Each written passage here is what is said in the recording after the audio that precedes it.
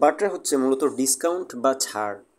বাট্টা দুই প্রকার, একটি হচ্ছে কারবারি বাট্টা এবং অন্যটি নগদ বাট্টা। পণ্য ক্রয় বিক্রয়ের সাথে সম্পৃক্ত বাট্টাটা হচ্ছে কারবারি বাট্টা এবং দেনা পাওনা নিষ্পত্তির ক্ষেত্রে যে বাট্টাগুলো পাওয়া যায় বা দেওয়া হয় তাই হচ্ছে নগদ বাট্টা।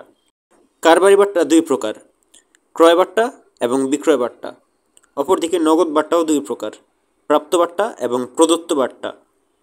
উদাহরণের মাধ্যমে দেখানো যাক। 10% বাট্টায় 5,000 টাকার পণ্য ক্রয়, এটি হচ্ছে কারবারি বাট্টা। কারবারি বাট্টার অ্যামাউন্ট সরাসরি হিসাবে অন্তর্ভুক্ত হয় না। যেমন এখানে 10% বাট্টায় 5,000 টাকার পণ্য ক্রয়, এর জাবেদা হবে ক্রয় হিসাব ডেবিট এবং নগদান হিসাব ক্রেডিট। এখানে 5,000 টাকার 10% বাদ দিয়ে 4,500 টাকা লেখা হয়েছে। এরকমভাবেই হিসাবে কারবারি বাট্টা সরাসরি অন্তর্ভুক্ত হয় না, কারবারি বাট্টা বাদ দেওয়ার পর হিসাবে লিখতে হয়। অন্যদিকে নগদ বাট্টার উদাহরণ হচ্ছে 8,500 টাকার পূর্ণ নিষ্পত্তিতে জাহিদকে 8,000 টাকা পরিশোধ।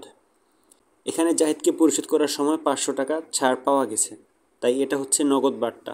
এই লেনদেনটির জাবেদা হবে পাওনাদার হিসাব ডেবিট 8,500 টাকা, প্রাপ্ত বাট্টা হিসাব ক্রেডিট 500 টাকা। কারণ এক্ষেত্রে জাহিদকে অর্থাৎ পাওনাদারকে পরিশোধ করার সময় আমরা 500 টাকা ছাড় পেয়েছি, তাই এটা হচ্ছে প্রাপ্ত বাট্টা।